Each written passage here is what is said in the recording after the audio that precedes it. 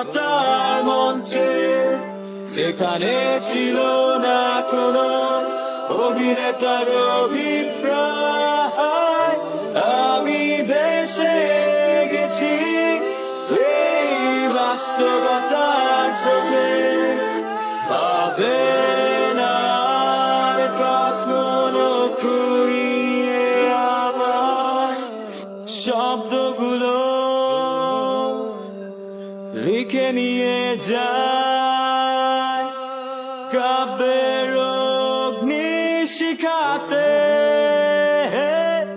আমি হেরে গেছি এই বাস্তবতার মঞ্চে, সেখানে ছিল না কোনো অভিনেতার অভিপ্রায়।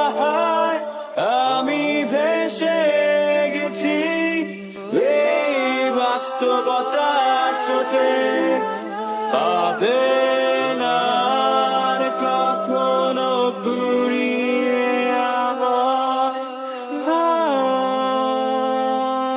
আমি হেরে গেছি এই বাস্তবতার মঞ্চে, সেখানে ছিল না কোনো অভিনেতার অভিপ্রায়।